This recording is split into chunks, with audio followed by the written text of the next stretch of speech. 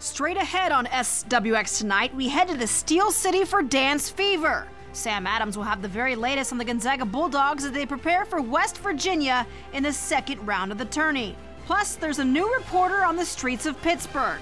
Sophomore center Sam Dower takes us through the Gonzaga locker room.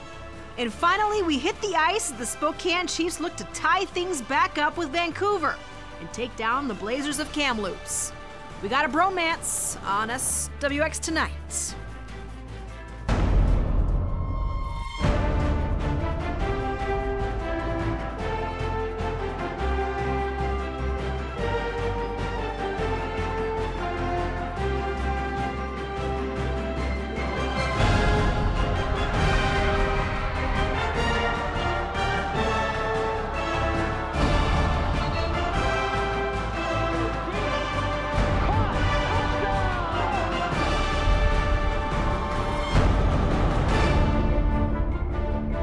Obviously, I've grown up watching the March Madness, and I always dreamt of playing at this level, so it's obviously really exciting, but at the same time, I'm just going to treat it as any other game and play as hard as I can and not really look at any of the March Madness or blow it up too much.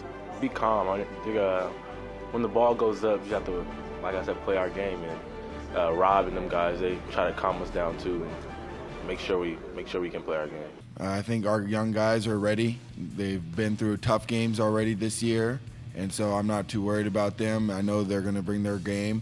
So let's just get this West Virginia started. All right, we're less than 24 hours away from tip-off. Gonzaga and West Virginia battling it out for a chance to advance to the third round in the NCAA tournament.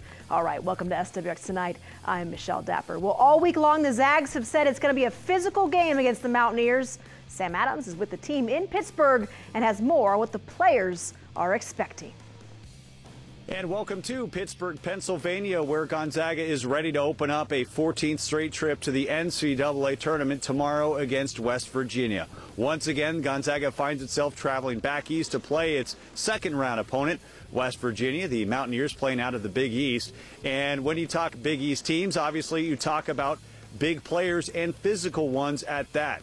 Robert Sacre, the 7-foot senior for GU, has arguably the toughest challenge of any single player in the NCAA tournament, trying to match up with a power forward that is averaging 20 points and 11 rebounds. Talking about Kevin Jones. He has a great talent of finding the ball and locating the ball wherever it goes off the rim.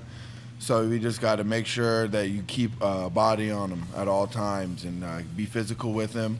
I think after watching tape on West Virginia, I think he's looking forward to the challenge, but it's going to be a challenge. You know, it's one of those be careful what you wish for things too. We're all prepared for a physical game.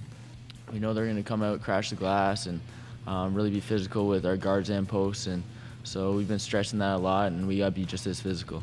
And perhaps some extra motivation for Robert Sacre. Let's not forget this fifth-year senior could be playing in his last game ever in a Gonzaga Bulldog uniform. So we'll have to wait and see if he can extend that career at least one more round. Back to you in the studio.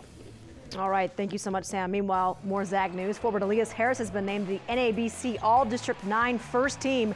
This is his second All-District honor in 3 years at Gonzaga. Harris is averaging over 13 points per game. The Zags take on West Virginia again tomorrow in round 2 of the tournament.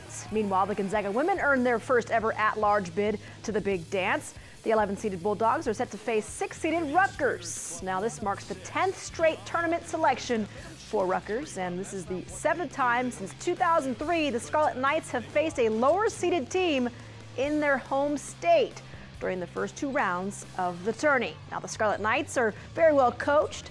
Hall of Famer C. Vivian Stringer has compiled an overall record of 863 wins, 308 losses, which ranks 3rd on the Division I all-time wins list. She went into the Hall of Fame last year with John Stockton. She's incredible, has a great life story, has been really good for our game, and so it's going to be a privilege for me to be able to coach against her. They're a solid team. You know, she's a great coach, so she's going to come out here and be prepared for us. Or, you know, they're going to prep as hard as they can. They're a historical basketball team. I mean, everyone's always heard of the Rutgers, whether you know their individual players or statistics. That's a different story. But yeah, no, it's going to be a great game. It's March, and anything can happen. More college basketball. Idaho playing UC Santa Barbara tonight in the CIT first half. Landon Tatum takes it all the way to the rack for the easy lay-in. Idaho up 2. Tatum with 9 points, 10 boards. A few minutes later, it's Jeremy Geiger dialing up from long range. 3 of his team high, 22 points. Idaho up 4. Kyle Barone, he added 19 points, and the Vandals advanced to round 2 with the 86-83 win. All right, first round of the NCAA tournament. Vermont beats Lamar 71-59. They'll play top-seeded North Carolina in the second round on Friday. And in the Pac-12, the Cal Bears, they lose to South Florida 65-54. South Florida will play fifth-seeded Temple on Friday. Meanwhile, the Washington State Cougars, they advanced to round 2 of the CBI after their 89-75 win over USF.